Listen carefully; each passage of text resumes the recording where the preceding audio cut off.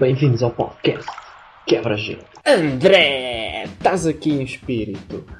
E mais uma vez vamos fazer este shortcast. Eu gosto da palavra shortcast. Eu gostei de fazer o último podcast número 16 sobre o Franz Kafka, como já tínhamos dito e anunciado, e agora é oficial. Vamos então fazer esta série de podcasts mais pequenos, e este vai ser mais um. Vocês já sabem como é que isto funciona e de quem é que eu vou falar? Vou falar da obra Medida por Medida, Measure for Measure, de William Shakespeare. E vocês devem estar a pensar, como é que tu gostas de Shakespeare? Shakespeare é assim uma coisa dramática, muito fofa, mas eu gostei e gosto de Shakespeare, sinceramente. Não gosto realmente dessa parte super dramática do mataram-me, morri e agora morro. Mas gosto de Shakespeare, acho que é bonito. Em si, é bem escrito, é bem construído, as histórias são boas, as tramas são... E pronto, é considerado se calhar o melhor escritor de todos os tempos e sim, gosto, não posso apontar grandes coisas em Shakespeare. Mas continuando, a obra de que eu vou falar chama-se Medida por Medida e é classificada dentro das obras de Shakespeare e dentro das peças como sendo uma comédia. No entanto, isto levanta alguns problemas e para quem leu e para quem lê, nota logo isso, porque não tem exatamente o ambiente de uma comédia, aquele ambiente alegre e uplifting, por assim dizer, que as comédias de Shakespeare têm, como por exemplo as alegres comadres de Windsor têm aquele ambiente constantemente cómico e alegre e vocês sabem que vai acontecer cenas engraçadas, mas neste caso não é assim. O ambiente desta comédia é predominantemente trágico. Exatamente. Daí que é classificado, e eu estive a fazer uma pesquisa mais ou menos sobre isto, esta mais duas peças de Shakespeare são classificadas como sendo no género problem plays, ou seja, que acabam por ter o final feliz, mas o ambiente não transmite necessariamente o culminar que irá acontecer. No caso desta peça, eu gostei muito e por isso é que estou a fazer o podcast. Eu estou a fazer porque gostei, Rui, cala-te! Mas, sinopse. O que se passa aqui é que temos várias personagens, como é de esperado, pois já passou. Mas, essencialmente, temos um condenado, que é Cláudio, um jovem, que engravidou uma rapariga chamada Julieta, e não é a Julieta do Romeu e Julieta, mas sim é a Julieta. Tirou-lhe a virgindade e engravidou-a, que na altura era um crime muito grave, hoje em dia chama-se uma sexta-feira à noite complicada. Mas ele escolheu uma má altura para fazer isto. Porquê? A história passa-se em Viena. E o Duque de Viena tem um historial de ser bastante condescendente a nível de lei e a nível do seu governo, que é o Duque Vincenzo. E então passa essa jurisdição ou o seu cargo para Ângelo, que é quem vai ser o Duque ou o regente de Veneza, de Viena, durante a sua ausência. Não se sabe para onde é que o Duque vai, ou pelo menos ele não transmite para onde vai, e deixa a cidade ao cargo de Ângelo e Escalos, que é um nobre, um velho nobre, que vai assistir Ângelo durante esse reinado, se lhe quisermos chamar assim. E o Duque, depois, logo no início da obra, o Duque para mim é a personagem mais virtuosa e mais sábia no meio disto tudo, e é ele que vai comandar realmente a história e puxar os cordeiros da trama. O que é que acontece? Em Viena tem-se vindo a agravar muito os crimes relacionados com luxúria. Porquê? Por causa dessa mão leve da justiça do Duque. E então, com medo de contradizer a sua própria natureza e que isso viesse a ser notado, ou seja, de mostrar agora uma mão pesada, e tendo sempre mostrado uma mão leve perante esses crimes, ou seja, trair a sua própria natureza e a imagem que o povo tem dele, para não fazer isso, ele deixa a cargo da sociedade Ângelo, que é um homem muito mais frio e com um sentido de justiça muito mais pesado do que o próprio Duque. E o Duque diz a Ângelo que vai para uma conferência com outros duques que têm a ver com os problemas que havia com a Rússia, mas na verdade ele não vai fazer nada disso. Ele vai se tornar um frade para mais tarde vir a inspecionar tudo o que Ângelo está a fazer e as atividades que ele tem estado a desenvolver dentro da cidade. Neste contexto, há um outro homem que é Lúcio, que também é um nobre, que é o que vai fazer a ligação entre a irmã de Cláudio, Isabela e Ângelo. E a história desenrola-se depois à volta disto. Cláudio é condenado por essa mão mais pesada de Ângelo à morte, e Isabela, a sua irmã, vai tentar libertá-lo da prisão, obtendo o favor de Ângelo. E a história, o básico da história é isto, e ela depois desenrola-se à volta disto. E o que é que desde já eu gostava de realçar aqui? Para já, esse sentido de não de justiça, mas da natureza do caráter que o Duque mostrou, e essa perseverança perseverança talvez não seja a melhor palavra, mas consistência sim do caráter, em que ele não queria dar uma face diferente da que era conhecida, e por isso deu o seu poder ou a sua posição a outro que fizesse o que ele esperava, mas não propriamente pela sua mão. Daí ele querer ele mostrar essa continuidade do seu caráter e da sua pessoa. Passando mais à frente na história, Isabela, a irmã de Cláudio, está num convento para ser freira, mas possui, ou é conhecida como tendo um dom muito grande da palavra, e é capaz de influenciar as pessoas, não de uma maneira pejorativa ou através de má influência, mas pelo simples dom da palavra. Ela é muito persuasiva, e é então convencida por Lúcio a apresentar-se perante Ângelo, esse homem que ficou encarregue de governar a cidade, para libertar Cláudio, tentando convencê-lo com as suas palavras. E é aqui que se vai notar uma face mais profunda do caráter dos personagens. Por um lado, a inocência de Isabela, que é casta, é virgem e tem que preservar essa condição. E Ângelo, que no encontro com a Isabela que eles têm, ela vai-lhe pedir para libertar o irmão e para perdoar o seu crime.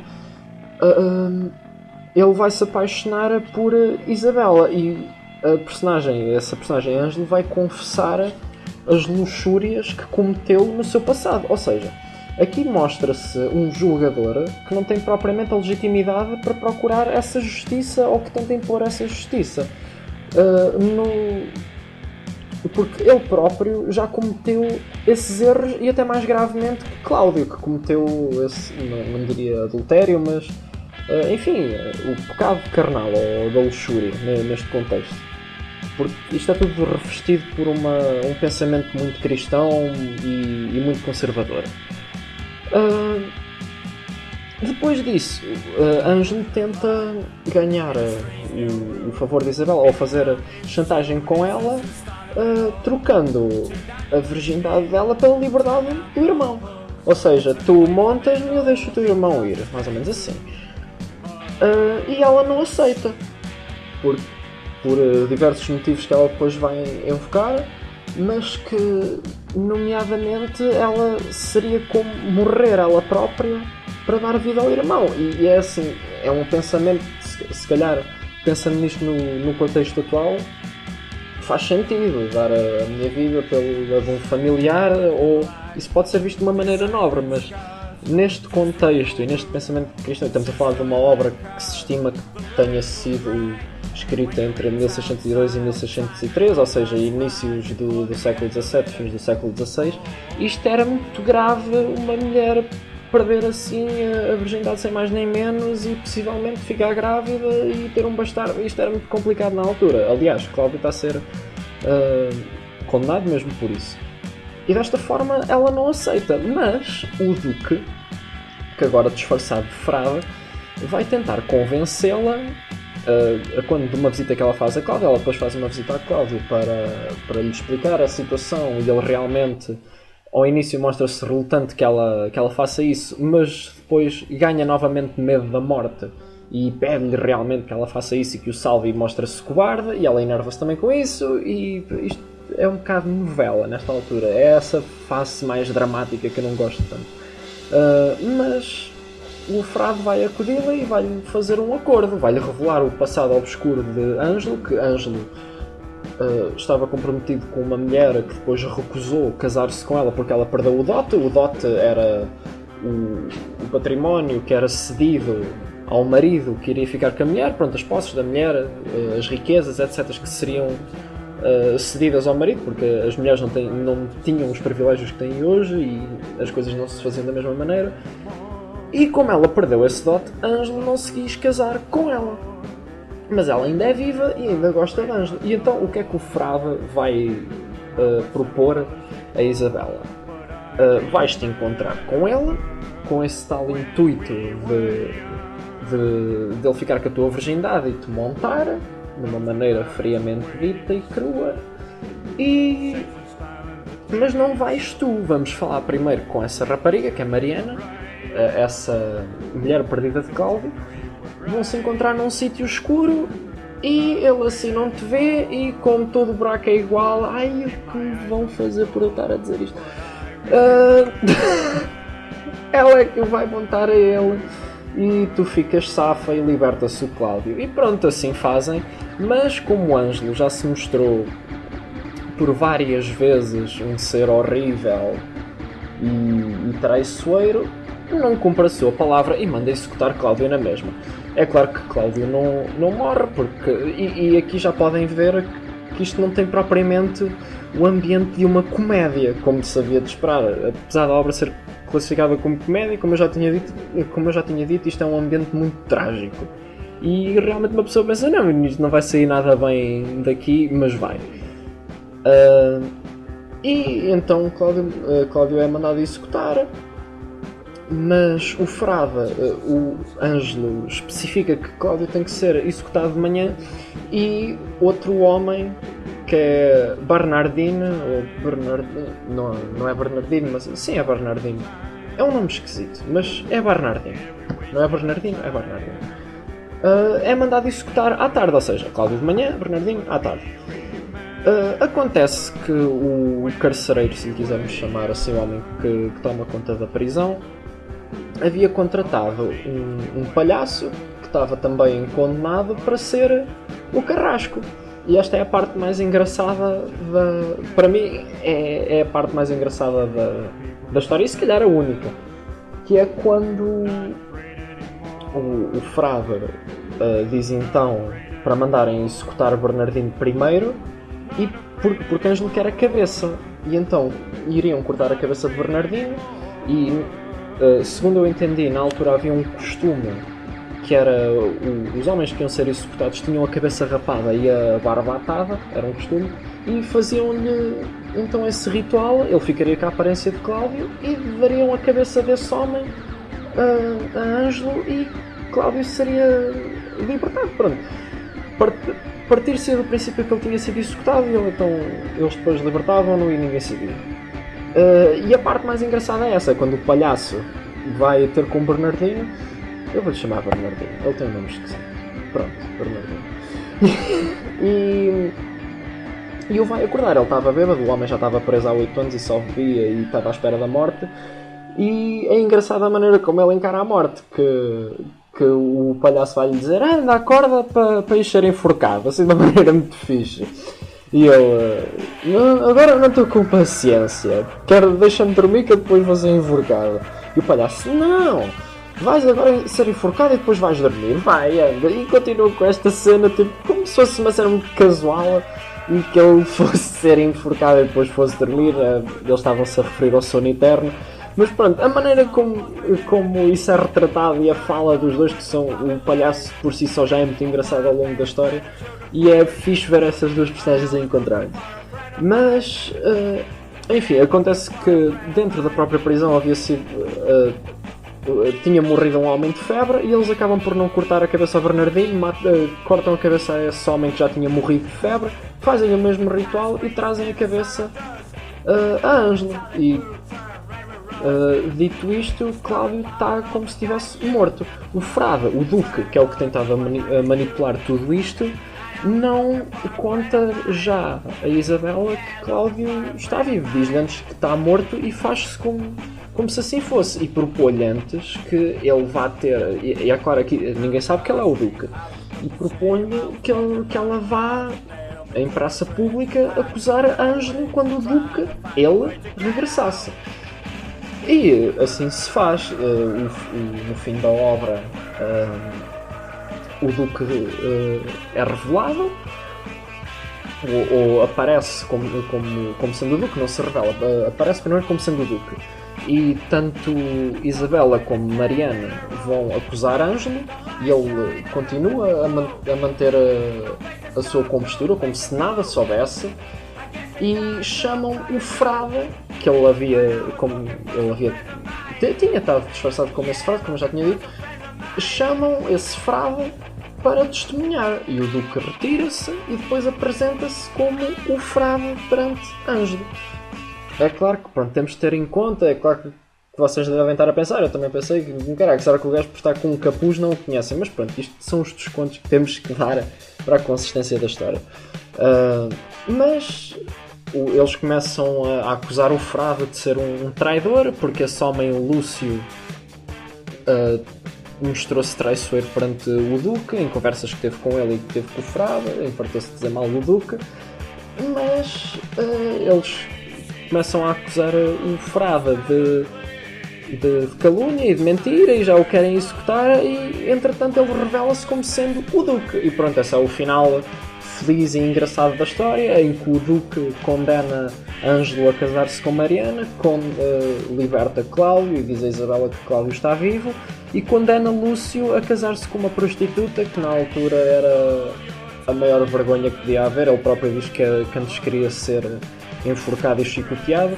Mas pronto, a história acaba assim e acaba bem, e por isso é que eu achei curiosa esta história e gostei de a ler, que tem todo esse ambiente ao longo da história pesado e trágico, como eu já havia dito, e no fim corre tudo bem, mesmo não sendo cómica a história. Os únicos momentos cómicos, pelo menos que eu encontrei, que eu achei cómicos, foi essa parte de quererem executar o Bernardino e o final da história em que obrigam o Lúcio a casar-se com uma puta.